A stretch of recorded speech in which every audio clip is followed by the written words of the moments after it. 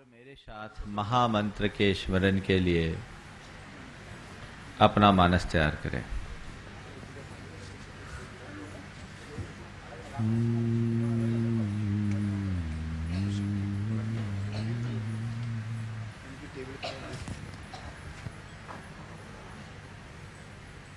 नमो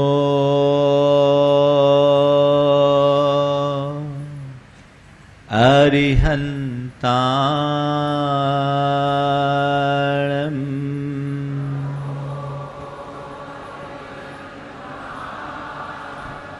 नमो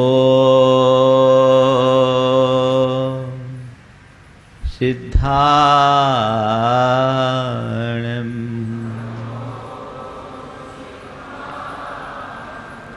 नमो आयर्याणम्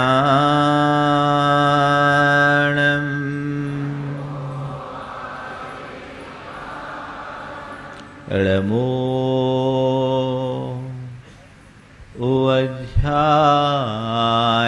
उवध्यायाणम् नमो लोये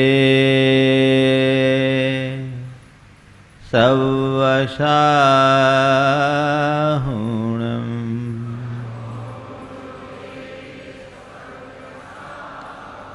ऐसो पंचिणमुयारो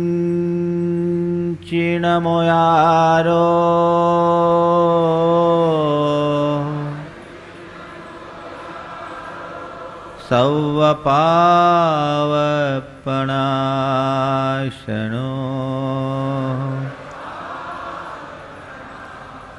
मंगलालं च सव्येशिं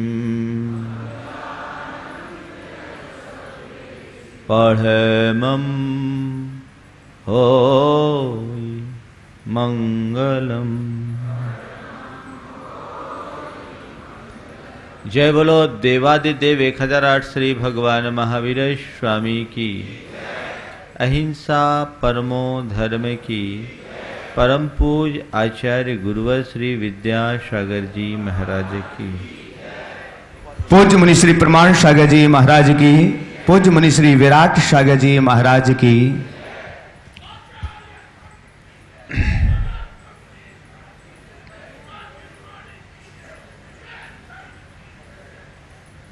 एक बार धरती ने वृक्ष से कहा कि मैं तुम्हें अपना रस पिलाती हूं और तुम अपना फूल फल औरों को लुटा देते हो। ऐसा काम करना तुम बंद करो। पेड़ ने धरती से विनम्रता से कहा, नहीं माता, मैं ऐसा नहीं कर सकता, क्योंकि मेरा तो जन्म ही औरों के उपकार के लिए हुआ है। पेड़ के इस उत्तर से धरती रूठ गई। पतझड़ आया। पेड़ के एक एक पत्ते झड़ गए। कल तक हरा भरा दिखाई पड़ने वाला वह पेड़ सूखे ठूंठ के रूप में परिवर्तित हो गया। धरती ने कहा, अब भी चेत जाओ। पेड़ ने कहा, नहीं, मैं तो चाहता हूं कि इस घड़ी में मेरी सूखी लकड़ियां भी किसी के काम में आ जाए तो मैं अपने जीवन को सार्थक समझूंगा। पेड़ के इस व्यवहार से धरती का हृदय पसीज गया। बसंत आया और पेड़ पहले से 100 गुना ज्यादा वैभव संपन्न हो गया। एक रोज हिमालय ने गंगा से कहा कि तुम नीचे क्यों उतरती हो, तुम यहीं रहो, अपना पानी यूं ना लुटाओ। गंगा ने हिमालय की बात को अनसुना कर नीचे बहना शुरू कर दिया। वो प्यासी धरती सूखी खेती को हरी भरी बनाते हुए लाखों की व्याकुलता नष्ट कर प्रवाहित होने लगी। गंगा के इस वृत्ति से हिमालय द्रवीभूत हो उठा और उसने उसे जी भरकर पानी देना शुरू कर दिया। नतीजा गंगा गंगोत्री में जितनी थी उससे 1000 गुनी गंगा सागर में बन गई। आज के संदर्भ में ये दोनों रूपक बहुत सार्थक है। जो निरंतर देता है वो निर्बाध पाता है। हम सृष्टि के समस्त क्रम को अगर देखें तो सारी सृष्टि ग्रहण और त्याग से जुड़ी है। हमारा संपूर्ण जीवन ग्रहण और त्याग से जुड़ा है। हम श्वास लें और निश्वास न हो, श्वास भीतर लें और बाहर न निकालें तो क्या होगा? घुटन होगी। भोजन करें और शौच न हो तो क्या होगा? पीड़ा होगी। भोजन करना जितना जरूरी है, मल का विसर्जन भी उतना ही आवश्यक है। श्वास लेना जितना जरूरी है, श्वास को छोड़ना भी उतना ही जरूरी है। तो ये प्रकृति का नियम है। बादल समुद्र से पानी सोखते हैं और वर्षा के रूप में हमें लौटा देते हैं। समुद्र यदि बादल को पानी न दे तो नदियां समुद्र को पानी नहीं दे सकेगी। ये एक क्रम है। पेड़ धरती से रस लेता है तो हमें फल, फूल और छाया प्रदान करता है।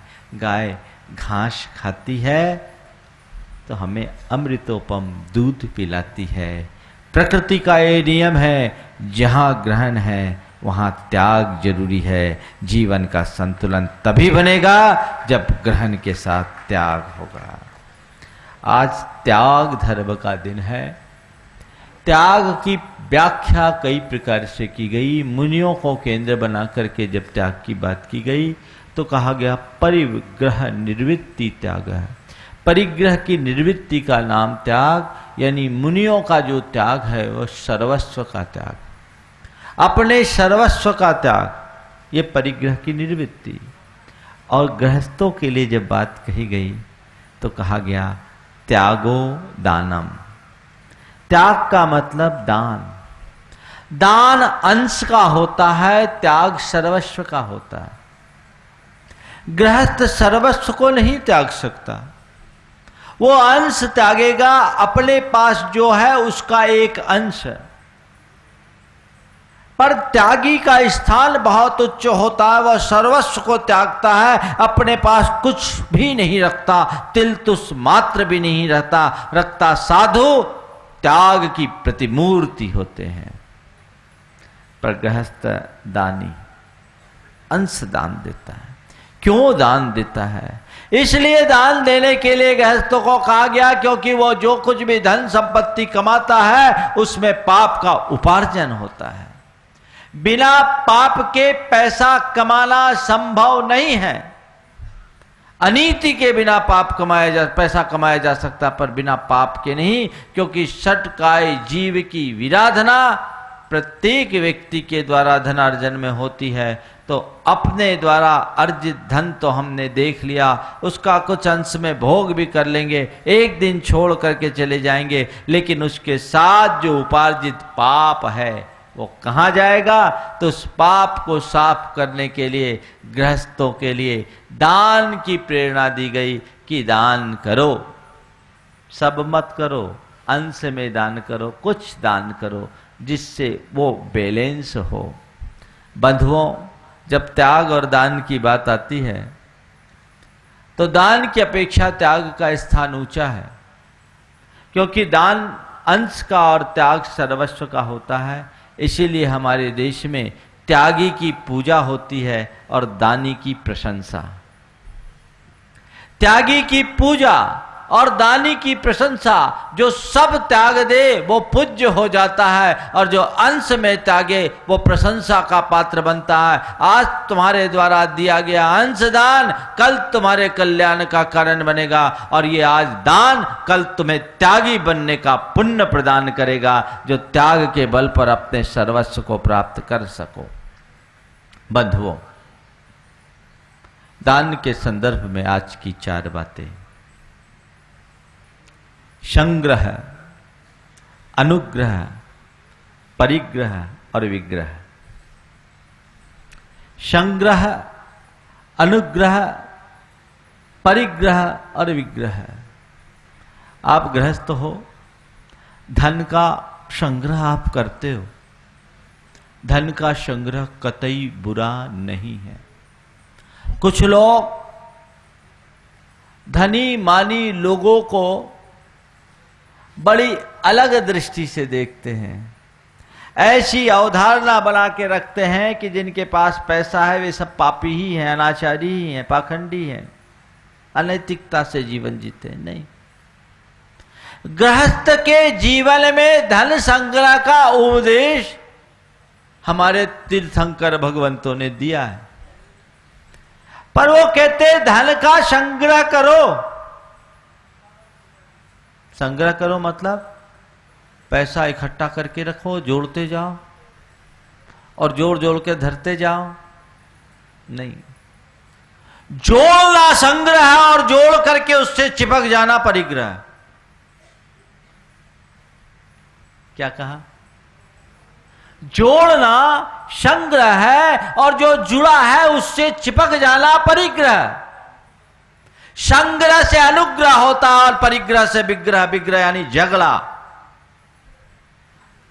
तुमने संग्रह किया, अनुग्रह करो, और संग्रह नहीं करोगे तो अनुग्रह नहीं कर सकोगे। लोकोपकार के जितने भी कार्य हैं बिना धन के संभव नहीं होते। और धन कहां से आएगा? जब संग्रह करोगे, अर्जन करोगे तभी तो आएगा। इसलिए हमारी संस्कृति कहीं धन का निषेध नहीं करती। धन का संग्रह करो, पर किसके लिए? अनुग्रह के लिए। अनुग्रह मतलब उपकार, परोपकार, स्वपर के कल्याण के लिए धन का संग्रह करो। धन को जल की तरह कहा गया है। जल का स्वभाव क्या होता? बहता है। आज की भाषा में धन को लिक्विड बोलते हैं ना, लिक्विड। लिक्विड वो द्रव, वो क्या है? जल है। जितना बहेगा उतना बढ़ेगा। लेकिन पानी कहां बहता है? नीचे की ओर बहता है। पानी को बहाओ, कहां बहाओ? जहां की उसकी आवश्यकता है। पर पानी को बेवजह मत बहाओ। जब जरूरत है तब बहाओ, जहां जरूरत है तब बहाओ। तो क्या करो? स्टोरेज की व्यवस्था करो, संग्रह करो, ताकि आवश्यकता पर काम आए, जरूरतमंदों के काम में आए, देश की, संस्कृति की, समाज की, मानवता के कल्याण में काम आए।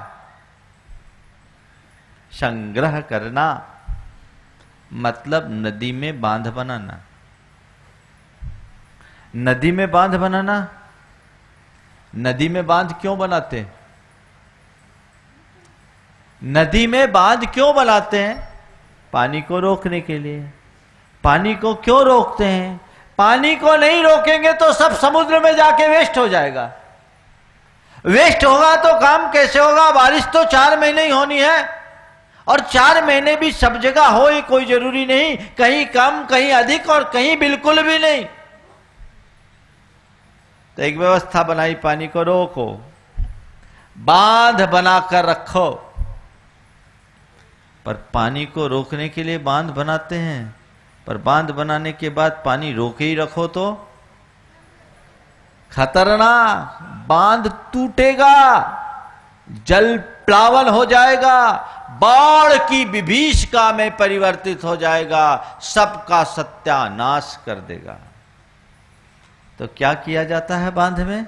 बांध तो आप लोगों ने देखा होगा, राजस्थान में भी बांध है, बांध में क्या करते हैं? गेट बनाए जाते हैं। क्या बनाए जाते हैं?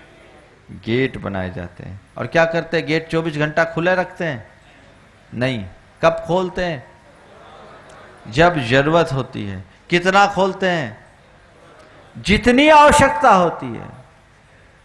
पानी में बांध बनाते हैं, नदी में बांध बनाते हैं, बांध में गेट लगाते हैं, और गेट लगाने के बाद गेट को जब आवश्यकता प्रतीत होती है खोलते हैं, और गेट खोलने के बाद उस पानी को कहां पहुंचाते हैं? जहां उसकी आवश्यकता है। बांध बना लिया, नहरों और नालों के माध्यम से उस पानी को वहां पहुंचाया जा सकता है जहां सूखा मचा हुआ है। तो बांध को रोक करके, बांध से पानी को रोक कर सूखी धरती में भी हरियाली फैलाई जा सकती है। इसलिए बांध बनाते हैं। बांध नहीं बनाए तो ऐसा होगा क्या? नहीं। गेट खोलते हैं कब? जब पानी का फ्लो बढ़ जाता है तब। पानी का जितना फ्लो आता है उतना पानी बहाया जाता है। संत कहते हैं धन का संग्रह करना भी समाज के कल्याण के लिए एक बांध का निर्माण करना है। बिना धन संग्रह के समाज का कल्याण नहीं होगा। महाराज हम तो सोचे थे आज आप दान करने की बात करोगे, आपने तो संग्रह की बात कर दी। हमको ऐसा पता होता तो बाल बच्चों को भी लेकर आते। बिल्कुल मैं अपनी बात को दोहरा रहा हूं। धन के संग्रह के बिना समाज का कल्याण नहीं होगा, संस्कृति की रक्षा नहीं होगी, देश का उत्थान नहीं होगा, मानवता की सेवा नहीं होगी। इसके लिए धन का संग्रह जरूरी है। बांध बनाओ, लेकिन ध्यान रखो, विशेषज्ञ बोलते हैं बांध बनाते समय सर्वे होता है कितना पानी ये झेल सकेगा, कितने पानी को रोकने की क्षमता है, और इस पानी से को कंज्यूम करके कितनी धरती को हम सिंचित कर सकेंगे। ये पूरा सर्वे होता है, और फिर उसी हिसाब से पानी को वहां रखा जाता है, और ये तय किया जाता है किस माह में हमें कितना पानी रखना है और कितना पानी छोड़ना है। जितना क्यूसेक पानी आता जाता है वो उतना क्यूसेक पानी उसी हिसाब से छोड़ते भी जाते हैं। डेट्स फिक्स रहते हैं, कितना क्यूसेक पानी आया, जितना क्यूसेक पानी आया उतना खाली करो, नहीं तो बांध टूट जाएगा। बस मैं आपसे कहता हूं धन का संग्रह करो, बांध की भांति करो, लेकिन जितना पैसा आए उतना बहाते भी जाओ, जीवन में सदैव कल्याण बना रहेगा। जिस अनुपात से कमाओ उसी अनुपात से खर्च करो, संग्रह करो। किसके लिए? अनुग्रह के लिए, और इसी अनुग्रह का नाम दान है। आचार्य उमा स्वामी ने दान के स्वरूप का विवेचन करते हुए लिखा, अनुग्रहार्थम स्वस्याति सर्गो दानम। स्व पर के अनुग्रह के लिए अपने स्व यानी धन का अतिसर्ग यानी त्याग करना दान है। अनुग्रह के लिए धन का त्याग करना दान है। तो तुमने धन जोड़ा, संग्रह किया, अब क्या करना है? क्या करना है? अनुग्रह। किसका अनुग्रह? स्व का और पर का।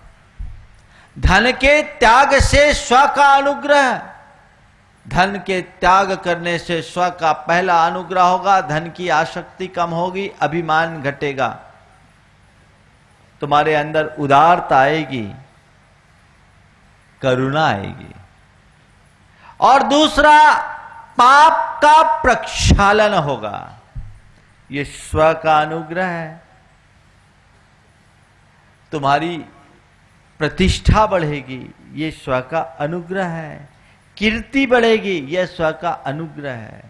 जो धनवान आदमी कंजूस होता है दुनिया उसको गाली देती है, और जो धन संपन्नता के साथ उदारता अपनाता है दुनिया उसे अपने हृदय में विराजती है। क्या चाहते हो?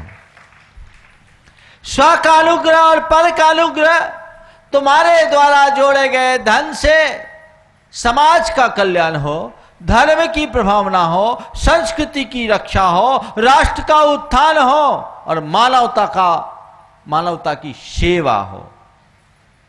ये पर का अनुग्रह किससे हुआ? किससे हुआ? संग्रह से अनुग्रह। अगर संग्रह किया है तो अनुग्रह करो, और संग्रह ही करो के रख लोगे तो परिग्रह बन जाएगा। और परिग्रह क्या है? पाप। पाप ही नहीं, परिग्रहो विग्रह मूल हेतु। परिग्रह सारे झगड़े का मूल है, जड़ है। तो जहां परिग्रह वहां झगड़ा है, झंझट है, अशांति है, दुख है, उद्वेग है, पीड़ा है, परिताप है। तो तुम जितना परिग्रही बनोगे तुम्हारे जीवन में उतनी जटिलता और शांति आएगी। देखो, एक बात मैं कहता हूं, संग्रह के साथ जहां वितरण है वहां आनंद है, और जहां केवल संग्रह वहां बहुत गड़बड़। आप देखो, नदियों का पानी मीठा होता है और सागर का पानी खारा। आखिर ऐसा क्यों? कभी आपने विचार किया? नदियों का पानी मीठा और सागर का पानी खारा होता है, आखिर ऐसा क्यों? ऐसा केवल इसलिए कि नदियां अपने पास कुछ भी संग्रहित करके नहीं रखती, सब बांट देती है, और सागर सब कुछ अपने पास संग्रहित करके रखता है। मैं एक सूत्र देता हूं, जहां केवल संग्रह है वहां खारापन है, और जहां वितरण है वहां मिठास है। जीवन में मिठास लाना चाहते हो तो संग्रह के साथ वितरण करना प्रारंभ करो, नहीं तो परिग्रह बन करके विग्रह बन जाएगा। ऐसा व्यक्ति न भोग पाता है न किसी को दे पाता है। बंधुओं, मेरे सामने अनेक संग्रही भी हैं और अनेक परिग्रही भी हैं। मैंने संग्रह करने वालों की उदारता और उनके अनुग्रह को भी देखा है, और मैंने परिग्रह का संचय करके विग्रह में उलझते हुए लोगों को भी देखा, और अपने जीवन को बर्बादी के कगार पर पहुंचाते हुए देखा। इससे पहले कि मैं इस संदर्भ में बात कहूं, धन संपत्ति के प्रति मनुष्य के मन में बहुत मोह होता है, लगाव होता है। कहावत है, चमड़ी जाए पर दमड़ी न जाए। दान जैसे सत्कृत्य के प्रति हर किसी के मन में भाव नहीं जमता। जिसका भवितव्य अच्छा होता है वही अपने द्रव्य का सही उपयोग कर पाता है। आचार्य गुरुदेव ने एक दफे कहा कि संपत्ति का मिलना कदाचित पुण्य का उदय हो सकता है, पर उसका सदुपयोग तो तप का फल समझना चाहिए। पिछले जीवन में तुमने कोई अच्छा कर्म किया होगा, खूब अच्छा कर्म, उससे तुम्हें आज ऐसी संपत्ति मिली कि संपत्ति पाकर उसका सदुपयोग करने का भाव मिला। धन को संग्रहित करने वाले लोग कंजूस लोग, और धन के संग्रह के बाद शुरा सुंदरी में बहाने वाले लोग दुनिया में मिल जाएंगे, लेकिन धन के संग्रह के बाद उससे अनुग्रह करने वाले लोग बहुत कठिनाई से मिलते हैं। 4 बातें आज और ले लीजिए। भाग्य लक्ष्मी, पुण्य लक्ष्मी, पाप लक्ष्मी और अभिशप्त लक्ष्मी। भाग्य लक्ष्मी, पुण्य लक्ष्मी, पाप लक्ष्मी और अभिशप्त लक्ष्मी। यहां लक्ष्मी का मतलब संपदा। लोक में लक्ष्मी को संपदा कहा जाता है। यहां संपदा संपत्ति से लेना, संपत्ति कभी किसी की नहीं रही। कहा जाता है कीर्ति कुंवारी है और लक्ष्मी यानी संपत्ति वेश्या के समान कहा। यहाँ किसी देवी की बात नहीं, धन पैसे को लेना। तो संपदा को वेश्या और कीर्ति को कुमारी कहा गया। क्यों? क्योंकि जो कीर्ति को चाहते हैं, कीर्ति उसे नहीं चाहती, इसलिए उसका ब्याह ही नहीं हो पाया। और जो संपदा को चाहते हैं, संपदा उसको नहीं चाहती। वो जो संपदा को चाहते, संपदा रोज अपना पति बदलती, अपना स्वामी बदलती, इसलिए संपदा को वेश्या बताया गया। वो किसी एक की नहीं होती, इसलिए वेश्या है। और कीर्ति किसी को चाहती नहीं, इसलिए वो कुंवारी है। ये जीवन की स्थिति है। 4 प्रकार की संपदा। सबसे पहली भाग्य लक्ष्मी। भाग्य लक्ष्मी का मतलब ऐसे लोगों की संपदा जिन्हें बिना प्रयास के सारी संपत्ति मिल गई। एक बच्चा किसी करोड़पति के घर में जन्म लिया, तो उसको भाग्य लक्ष्मी विरासत में मिल गई। उसके लिए उसे कोई प्रयास पुरुषार्थ करने की आवश्यकता नहीं हुई। जिस दिन जन्म लिया उसी दिन वो करोड़ों का स्वामी बन गया। ये कौन सी लक्ष्मी है? भाग्य लक्ष्मी। एक आदमी भिखारी के घर पैदा हुआ, उसी दिन से भिखारी हो गया। वो उसके दुर्भाग्य की संपदा है। तो दुर्भाग्य भिखारी बनाता है, तो सौभाग्य व्यक्ति को करोड़पति, अरबपति, राजा भी बना देता है। तो वो है भाग्य लक्ष्मी। जो तुम लेकर के आए वो भाग्य लक्ष्मी। निश्चित रूप से तुम लोग जितने हो सब भाग्यशाली हो, क्योंकि कोई भी भिखारी के घर पैदा नहीं हुए। भाग्य की सराहना करो। बहुत ऊंचा भाग्य है तुम्हारा। कुछ ना कुछ लेकर के आए, भाग्य लक्ष्मी है। पर दूसरे क्रम में है पुण्य लक्ष्मी। पुण्य लक्ष्मी का मतलब जिस लक्ष्मी को तुमने पुण्य के कार्य में लगा दिया, जिस संपदा को तुमने पुण्य के कार्य में लगा दिया, जिस संपत्ति को तुमने सत्कार्य में लगा दिया, वो भाग्य लक्ष्मी पुण्य लक्ष्मी में परिवर्तित हो जाती है। तुमने अपार दौलत पाई, उस दौलत का उपयोग किसमें किया? किसमें किया? पुण्य में लगाया।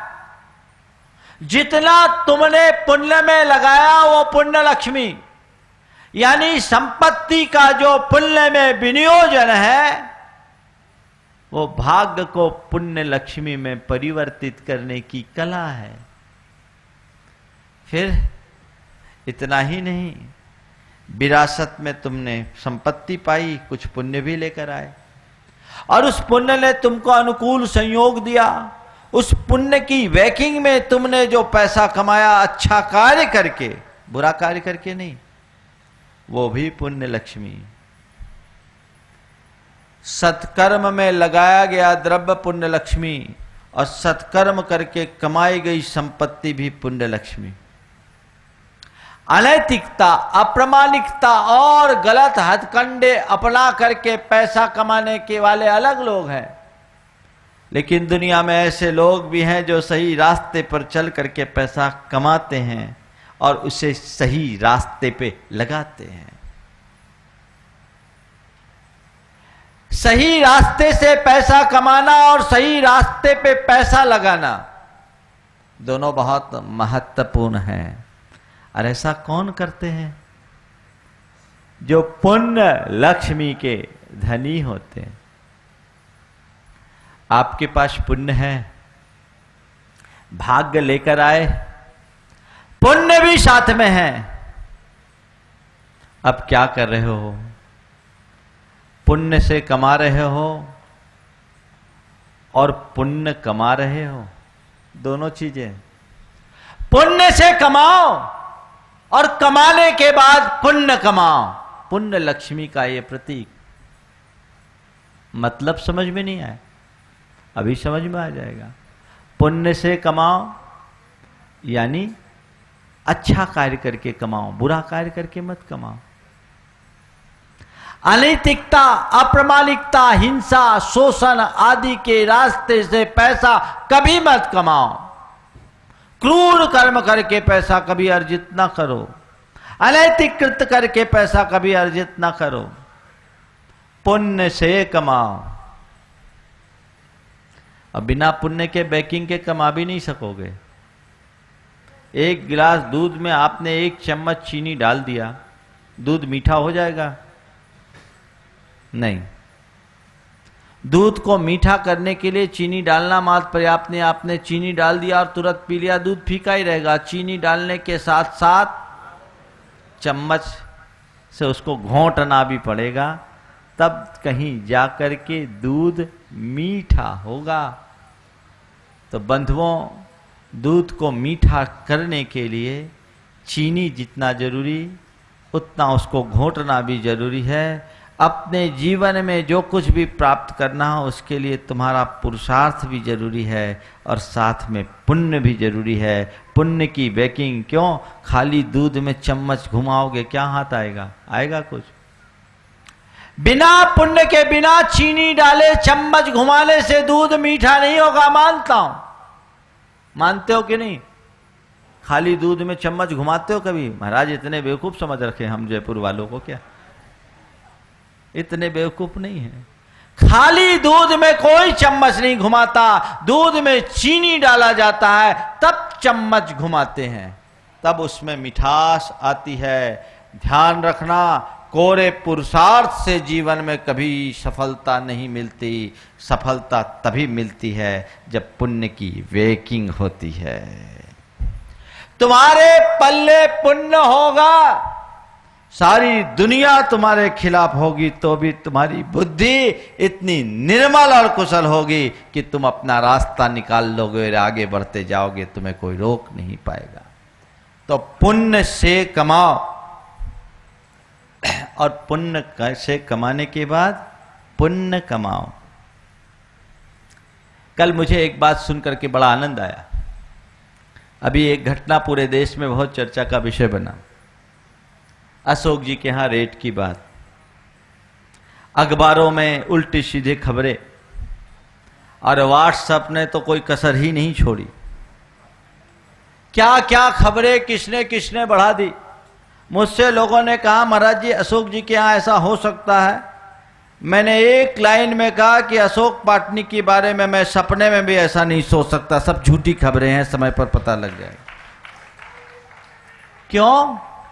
ऐसा क्यों? ऐसा इसलिए क्योंकि मैं उन्हें जानता हूं, मैं उन्हें जानता हूं। आज से कोई 10 साल पहले मैंने उनसे ऐसी चर्चा की तो उन्होंने कहा महाराज जिस धरती का हम अन्न खाते हैं, जिस धरती का हम पानी पीते हैं, यदि अपनी कमाई का एक हिस्सा सरकार को उसके कल्याण के लिए दें तो इसमें क्या बुराई है, और रुपयों का मैं करूंगा क्या। कल राजेंद्र जी गोधा मेरे पास थे। मैंने कहा कि पूछो अशोक जी से क्या बात है। एक तो देखो व्यक्ति का जीवन, इतनी बड़ी घटना घटी लेकिन अपनी निष्ठा से हिला नहीं, आज भी गुरुदेव के चरणों में एकदम अच्छे से डटे हुए हैं। ये गर्व का विषय, एक धर्मात्मा की पहचान है। जो जाना होगा सो जाएगा, मेरा है क्या जो जाएगा। मैं 10 दिन गुरु चरणों में रहकर साधना करता हूं तो करूंगा। आज दुनिया की निगाहों में करोड़पति वो होंगे, पर वो 10 दिन तक तो पूरी तरह किंचन बने हुए हैं, अपनी साधना में लगे हुए हैं, अपनी आराधना में लगे हुए, एक आसन कर रहे हैं। ये पुण्य है।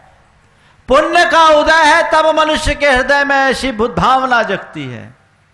मैंने पूछवाया, आज सुबह मेरे पास अखबार आया। कहाँ अखबार? ये समाचार जगत, जिसने सही समाचार दिया।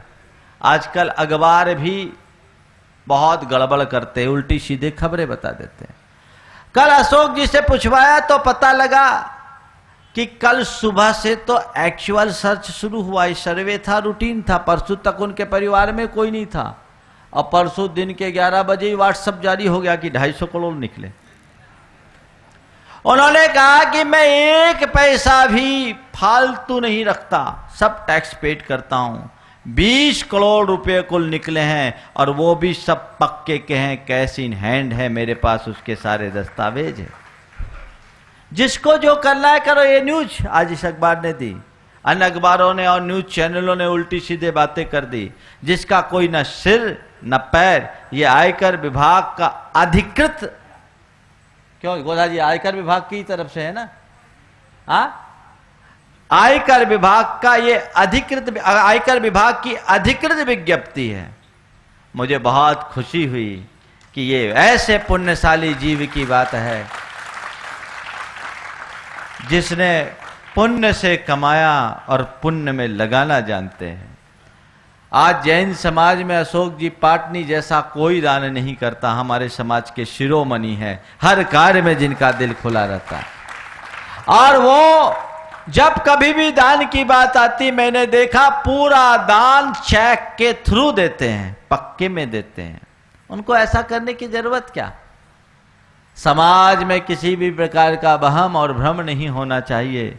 और मैं आप सबसे कहता हूं, ऐसा कोई भी मैसेज किसी भी व्यक्ति के द्वारा कि व्यक्ति के संदर्भ में हो, जब तक उसकी पक्की तहकीकात ना हो, दूसरों के चरित्र हनन करने वाला समाचार कभी आप फॉरवर्ड ना करें, तब आप अपने आप को बचा सकोगे। पुण्य से कमाओ और पुण्य में लगाओ। आज करोड़ों रुपया वो समाज के कल्याण में लगाते हैं, मंदिरों में, मूर्तियों में, समाज की प्रभावना के कार्यों में लगाते तो लगाते ही हैं। समाज के अनेक विधवाओं, परित्यक्ताओं, अशक्त लोगों को पेंशन के रूप में भी भेजते, और सारा बैंक के थ्रू। कितना बड़ा उदाहरण है। ये कैसे हुआ? पुण्य से कमाया और पुण्य में लगाया। आज आपके यहां भी बहुत लोग हैं।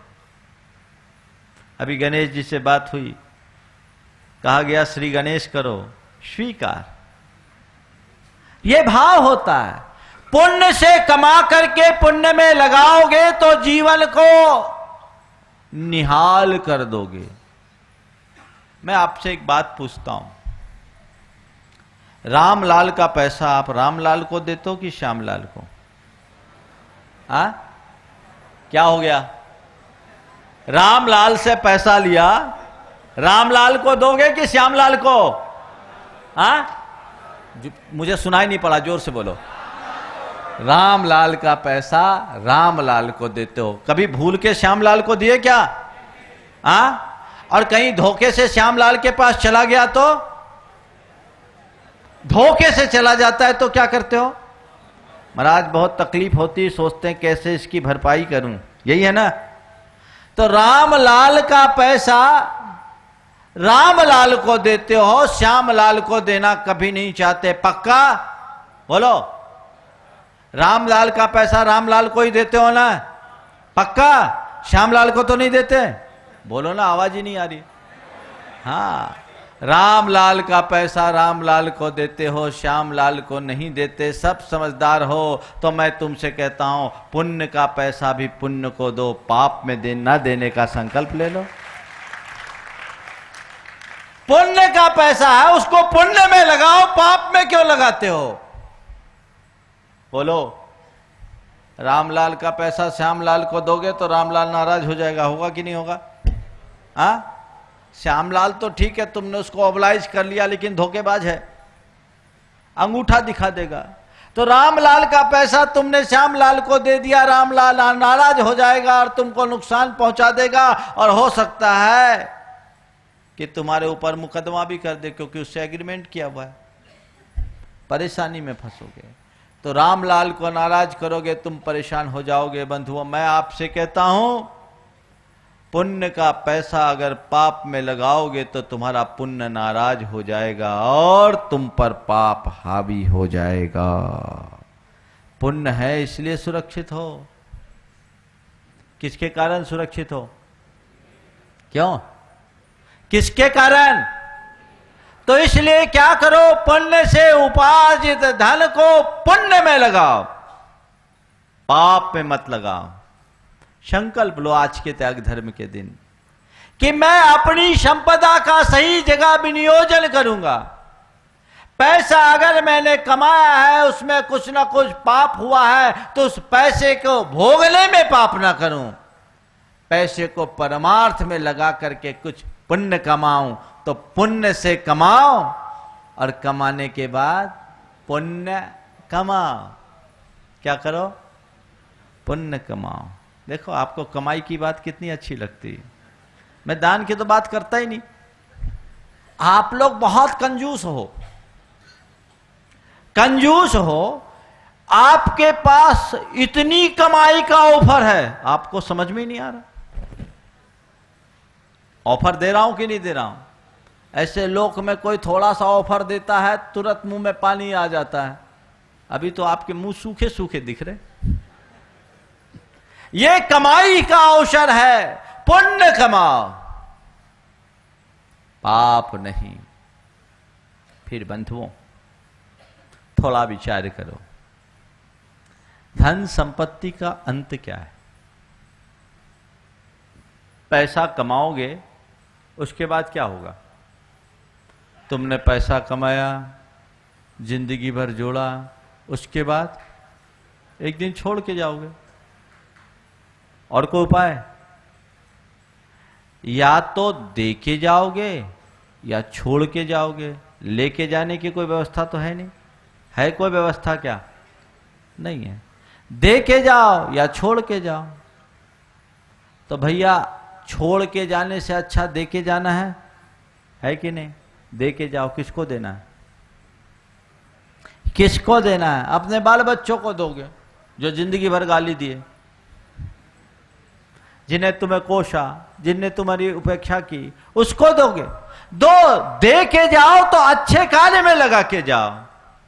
अच्छा ईमानदारी से बोलो। आप एक सवाल करता हूं, आप अपने बाल बच्चों को अपनी संपत्ति देते हो, ये आपकी भावना है या मजबूरी?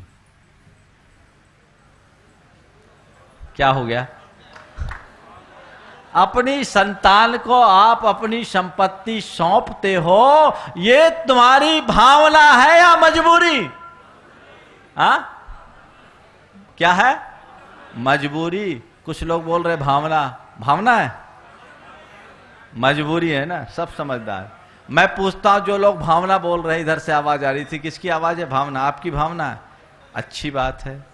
अगर ऐसी कोई व्यवस्था हो कि सारी संपत्ति अपने साथ लेकर के जा सको, तो क्या करोगे? अपने बेटे को दोगे कि खुद लेकर के जाओगे? क्या हो गया? अगर ऐसा कोई सिस्टम हो कि लेकर के जाया जा सकता है, तो एक आदमी भी अपने बच्चों को नहीं देगा। सब लेकर जाएगा। जाएगा कि नहीं जाएगा?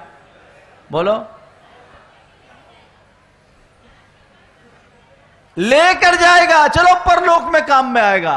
अभी कह रहे हो धर्म के मार्ग में, धर्म के मार्ग में लेके देके जाएगा, तो अभी हम बताते हैं, दो देखते कितना देते हो। चलो, अगर ऐसी व्यवस्था होती कि आप अपनी संपत्ति को अपने साथ लेकर जा सकते हो, तो आप सब ने अभी सहमति दी कि हम सारी संपत्ति अपने साथ ले जाते हैं। पक्का? अगर ले जाने की व्यवस्था अगर हो तो आप लेकर जाओगे कि नहीं? हाथ उठाओ। नहीं लेके जाओगे? यहीं छोड़ जाओगे? गजब। तो छोड़ो, फिर अभी छोड़ दो। फिर आगे की बात क्या करें? छोड़ो। मैं तुमसे कह रहा हूं, ध्यान से सुनो।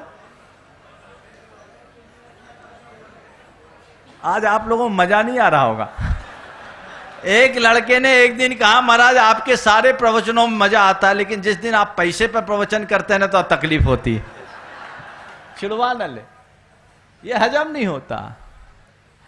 आपसे मैं पूछ रहा हूं कि यदि ऐसी कोई व्यवस्था हो कि तुम्हारी द्वारा जोड़ी गई सारी संपत्ति तुम ले जा सकते हो, तो ये बताओ कौन कौन है जो अपने साथ अपनी संपत्ति को ले जाने के लिए तैयार है? हाथ उठाओ। नहीं ले जाओगे? बड़े उदार हो। क्या हो गया? अरे मैं बोल रहा हूं, कल्पना करो ना भी थोड़ी देर के लिए, मैं प्रावधान बनाता हूं।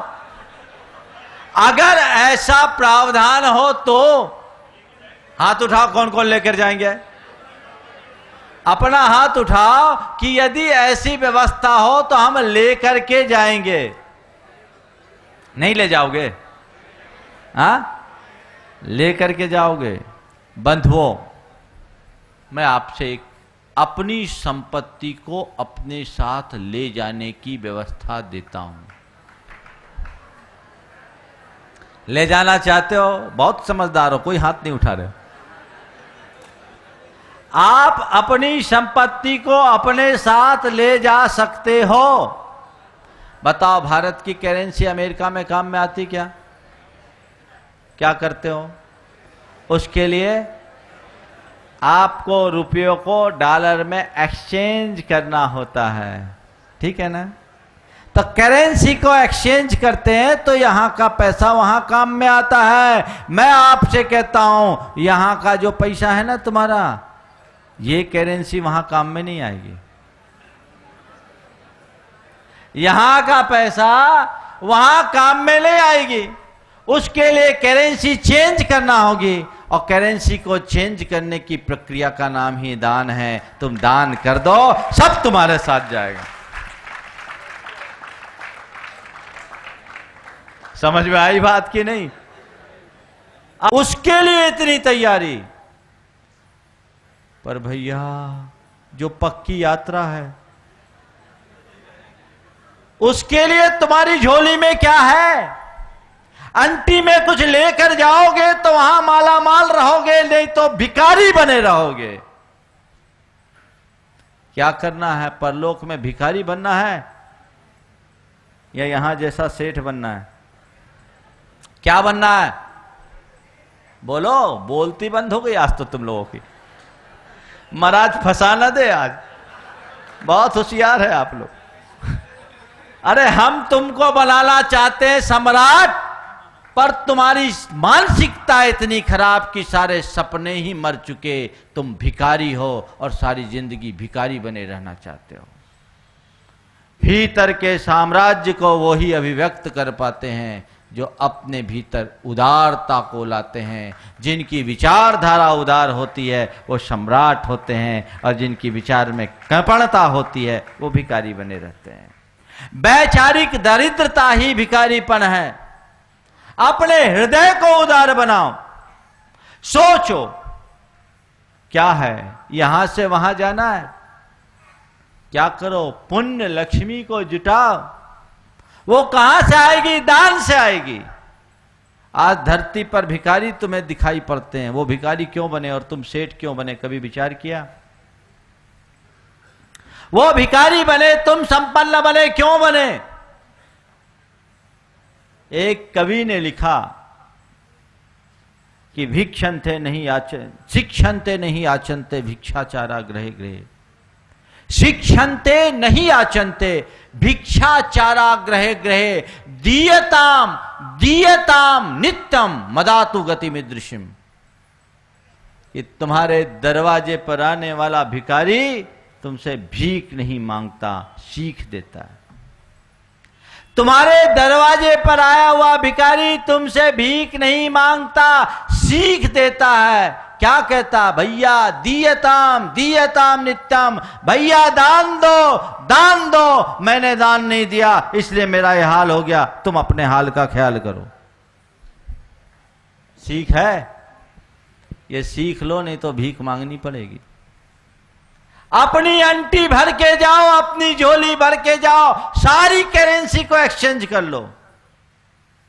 व्यवस्था है, जिंदगी भर में बदलते जाओगे, वो सब तुम्हारे लिए संचित होगा, और यही संचित द्रव्य तुम्हारे जीवन को निहाल करेगा। तो भाग्य लक्ष्मी, पुण्य लक्ष्मी, तीसरी पाप लक्ष्मी। पाप लक्ष्मी, जो व्यक्ति पाप और अनाचार करके संपत्ति कमाते हैं वो पाप लक्ष्मी कहलाती है। गलत कार्य करके, अनैतिकतापूर्ण आचरण करके, हिंसा और हत्या का रास्ता अपना करके, शोषण करके या अन्य तरह के पापमय रास्ते से जो पैसा कमाते हैं वो पाप लक्ष्मी कहलाती है।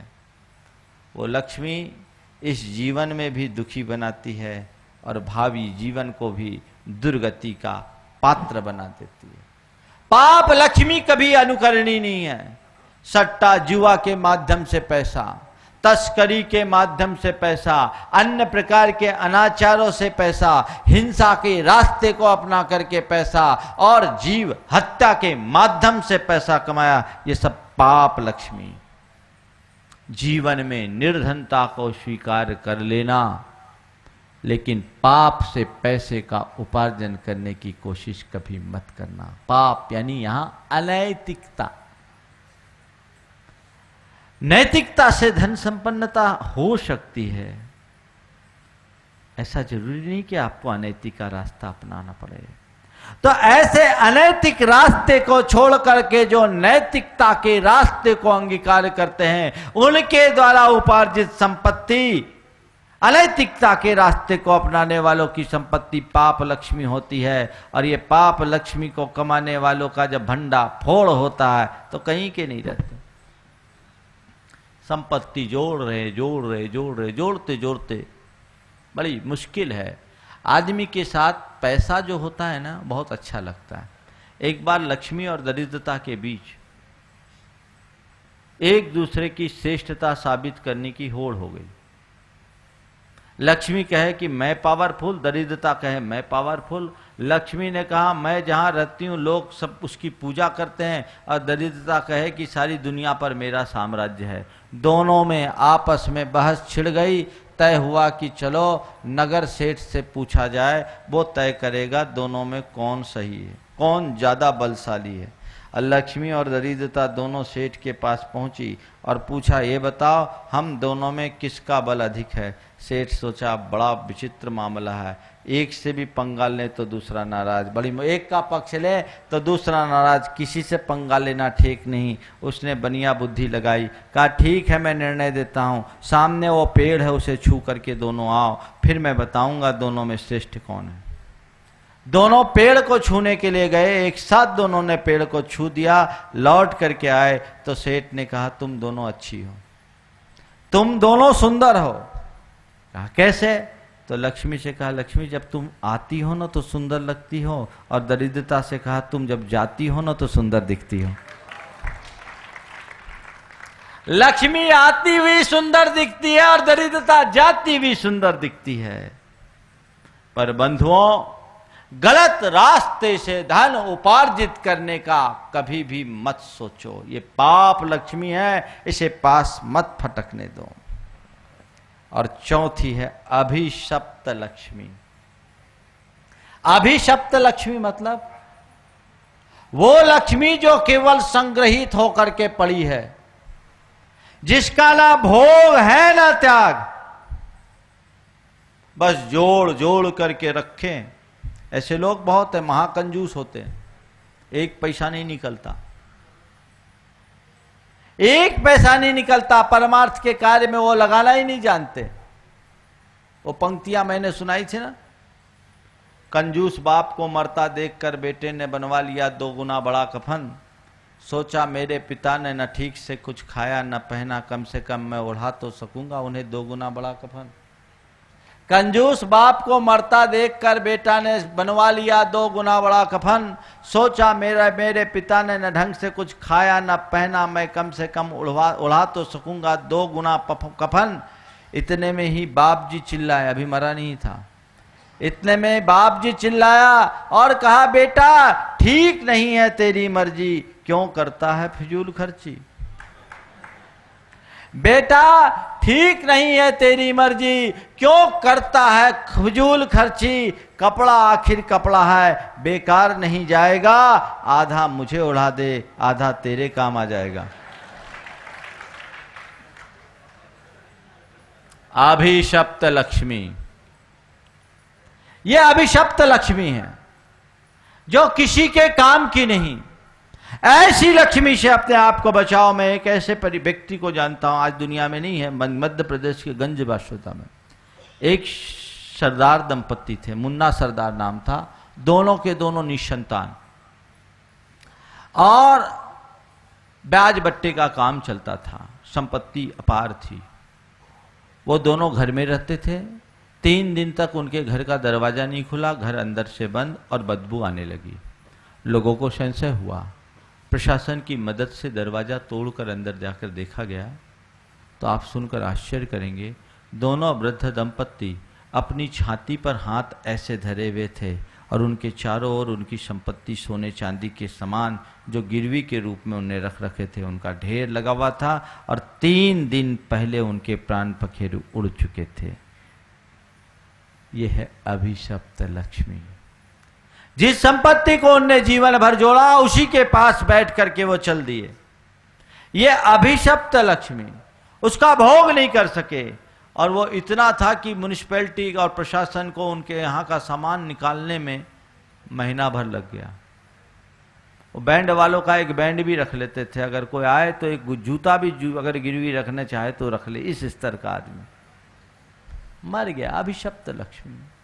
यदि तुमने धन संपत्ति जोड़ी और जोड़ करके रख लिया, उसका स्वपर के कल्याण में नहीं लगाया तो वो अभिशप्त लक्ष्मी है। वो पैसा तुम्हारे लिए अभिशाप है, तुम्हारे जीवन को बर्बादी के कगार पर पहुंचा देगा। इसलिए पुण्य लक्ष्मी के भागी बनो। भाग लक्ष्मी तो जो आ गया सो आ गया, हमारे हाथ में नहीं। पुण्य लक्ष्मी तुम्हारे हाथ में है। पुण्य से पैसा कमाना और कमाए हुए पैसे को पुण्य में लगाना ये तुम्हारे हाथ में है। तुम जोड़ जोड़ कर रखोगे, कोई काम नहीं होगा। आज आचार्य कुमार स्वामी ने स्वामी कार्तिकेय अनुप्रेक्षा में बहुत अच्छी बात रखी। पहले के जमाने में लोग पैसा जमीन के अंदर गाड़ के रखा करते थे। उन्होंने लिखा, जे संचयून लक्ष्मी धरणी अले संथवेज ऐ दूरम तस अपन नियम लक्ष्मी पहान समानिया कुंडी। कि जो धन संपत्ति को संग्रहित करके धरती के नीचे गाड़ कर रखते हैं वे अपनी संपत्ति को पाषाण बना देते हैं। हम लोग कहानियां सुनते हैं कि सामने वाले ने संपत्ति कमाई, धरती के अंदर गाड़ के रखा और जरूरत पर निकालना चाहा, पता लगा संपत्ति वहां से कहाँ खिसक गई कोई पता नहीं, और वो संपत्ति कोयला बन गई उसका कोई पता नहीं। तो ये अभिशप्त लक्ष्मी के भागी मत बनो। संपत्ति पाए हो तो उसका लाभ लो। अपनी संपदा को अपने जीवन का वरदान बनाओ, अभिशाप नहीं। जो अपने संपदा को परमार्थ में लगाता है वो संपदा वरदान बन जाती है, और जो संपत्ति को संग्रहित करके रख लेते हैं वो संपत्ति अभिशाप बन जाती है। देखो हमारे यहां परिग्रह को पाप कहा है ना, क्या? जोर से बोलो। परिग्रह, परिग्रह, परिग्रह और दान, दान। अब देखो मैं आपको बोलता हूं, आपके जेब में 100 का नोट पड़ा है, जब तक जेब में है तब तक क्या है? क्या है? परिग्रह है। जेब में 100 का नोट, 1000 का नोट पड़ा है तब तक क्या है? और उस परिग्रह क्या है? क्या है? जोर से बोलो। जेब में परिग्रह पैसा पड़ा है तब तक परिग्रह है। परिग्रह पाप है। पाप है कि नहीं है? अंदर से बोल रहे हो कि हमको बोलने के लिए बोल रहे हो? महाराज बोल नहीं रहे, बोलना पड़ रहा है, मजबूरी है, सामने बैठे। परिग्रह पाप है ना? इसमें कोई दो मत तो नहीं। और उसी पैसे को निकाल करके मंदिर के गुल्लक में डाला, वो क्या हो गया? क्या हो गया? दान। और दान क्या है? समझ में आ गया? जोड़ के रखना पाप है और लगा देना पुण्य है। बस आपको करेंसी चेंज करने का यही उपाय है, यहां से उठाकर यहां डाल दो, करेंसी चेंज हो जाएगी। पाप को पुण्य में बदल डालने की क्षमता तुम्हारे पास है। पर तुम लोग बड़े कंजूस हो, पुण्य की बात करते हो, पाप से प्यार करते हो। ये गड़बड़ियां हैं, इस गड़बड़ी से अपने आप को मुक्त कर लो। एक दिन तो दुनिया से जाना है। दो धनपति के बेटे आपस में बात कर रहे थे। एक ने कहा मेरा पिता अपने साथ अपने पीछे 10 करोड़ छोड़ गया। दूसरे ने कहा मेरे बाप मरते समय 20 करोड़ छोड़ दिए। दो भिखारी के बच्चे उनकी बात सुन रहे थे। दोनों ने आपस में बात करते हुए कहा दोनों उल्लू के पट्टे। एक कह रहा 10 करोड़ छोड़ दिया, एक कह रहा 20 करोड़ छोड़ दिया। इनने कहा ये दोनों उल्लू के पट्टे। ये बात दोनों ने सुन ली। दोनों को बुरा लगा, है क्या बोलता है? बोले कुछ नहीं। बोले क्या बोला? हम लोग उल्लू का पट्टा बोलता है। बोले मैंने कोई गलत नहीं बोला। बोले क्यों? बोले आपकी बात सुनकर। क्या? बोले आप में से एक कहते हैं कि मेरे पिता ने अपने पीछे, मेरे पिता 10 करोड़ छोड़ कर गए और ये इनके पिता 20 करोड़ छोड़ कर गए, हमको देखो मेरे पिता अपने पीछे पूरी दुनिया छोड़ कर गए। 10 करोड़ 20 करोड़ की बात मामूली, पूरी दुनिया छोड़ के गए। और ये जीवन की सच्चाई जिस दिन हो समझ में आ जाएगी, उस दिन तुम्हारा जीवन धन्य हो जाएगा। समझ में आ गए? दुनिया छोड़ के जाना है। 10-20 करोड़ तो बहुत मामूली सी बात है। बंधुओं, क्या हुआ? आज पचे नहीं रही होगी। मजा आ रहा है? मजा तो तब आएगा जब अपनी करेंसी को चेंज करोगे। आज मौका है, एक्सचेंज करो। खुला ऑफर है, अच्छी कमाई का ऑफर है, कमाओ और अपने जीवन को धन्य में करो। परमार्थ के कार्य में लगाओ, जो लगाओगे वही तुम्हारा है, बाकी तो सब व्यर्थ है। बंधुओं, जो दे सके व्यर्थ को अर्थ, वही सिद्ध है, वही समर्थ। व्यर्थ को अर्थ दो, तब तुम सिद्ध बनोगे, तब तुम समर्थ बनोगे, अन्यथा सब ऐसे ही चला जाएगा। समय आप सबका हो गया है। आज के त्याग धर्म के दिन मैं आप सबको ये नियम देता हूं, आज की तिथि में अपनी शक्ति के अनुसार कुछ न कुछ दान सबको करना है। हर व्यक्ति को दान करना है, चाहे एक बच्चा भी क्यों ना हो, अपनी पॉकेट मनी से कुछ न कुछ दान जरूर करे। आप सब बहुत ध्यान से इस बात को सुने, इसे हल्केपन में न लें। ये जीवन के निर्माण का सूत्र है। बस संग्रह, अनुग्रह, परिग्रह, विग्रह, सूत्र। संग्रह अनुग्रह के लिए, परिग्रह विग्रह के लिए। भाग्य लक्ष्मी, पुण्य लक्ष्मी, पाप लक्ष्मी, अभिशप्त लक्ष्मी। भाग्य लक्ष्मी के साथ पुण्य लक्ष्मी को बढ़ाना है, पाप लक्ष्मी के रास्ते पर कतई नहीं जाना है, और अभिशप्त लक्ष्मी के अधिकारी तो हमें कभी बनना ही नहीं है। ये बात ध्यान में रखना है। और बंधुओं, अशोक जी के मैटर पर जो मैंने बात कही, समाज को उनके विषय में किसी भी प्रकार का भ्रम नहीं रखना चाहिए। वो ऐसे शख्स हैं जो पूरे समाज के लिए गौरव के विषय हैं और हमें उनके गौरवान्वित होना चाहिए। और इस तरह की खबरें छापने वाले लोगों को कम से कम एक बार फोन करके आप लोग जरूर बोलें कि आपका अखबार इतना प्रतिष्ठित अखबार माना जाता है, और इतना प्रतिष्ठित अखबार और समूह के संचालक होने के बाद भी आपने आधारहीन समाचार छापकर हमारी भावना को आहत किया है। हम आप इसकी निंदा करते हैं और आशा करते हैं इस तरह की आधारहीन समाचार आप कतई नहीं छापेंगे। और यदि आप इस तरह के समाचार छापते रहोगे तो हमें आपके अखबार को पढ़ने के विषय में सोचना पड़ेगा। जितने लोग भी आज इस कार्यक्रम को देख रहे हैं, सुन रहे हैं, चाहे जयपुर में हो या जयपुर से बाहर हो, देश भर के लोग, जिन अखबारों ने और मीडिया के लोगों ने गलत खबरें छपी है, उनको आप एक बार फोन करें कि इस तरह के अनधिकृत समाचार आप कभी ना छापे, ताकि ऐसे लोगों को हतोत्साहित किया जा सके और अनावश्यक रूप से ब्लैकमेल होने से समाज बच सके। जो 250 करोड़ और 7000 करोड़ की संपत्ति का ब्यौरा पिछले दिनों अखबारों ने छापा है, आप उनको फोन करिए, जिन अखबारों ने भी छापा है। आज सही समाचार जगत ने दिया है, बस यही समाचार सही है, ये अधिकृत समाचार है, इसे आप सबको ध्यान में रखना है। आगे भी कभी भी हमारे समाज के विषय में या हमारे धर्म, हमारी परंपरा के विषय में कोई उल्टी पुल्टी खबरें छपती है तो आप उन्हें हतोत्साहित करें, और जो सही खबर छापने वाले हैं उन्हें प्रोत्साहित करें, तभी हम समाज के गौरव को स्थिर कर सकेंगे। अभी आप सब ध्यान से बैठेंगे आगे की कार्यवाहियों के लिए। बोलिए परम पूज्य आचार्य गुरुवर श्री विद्यासागर जी महाराज के। बोलिए परम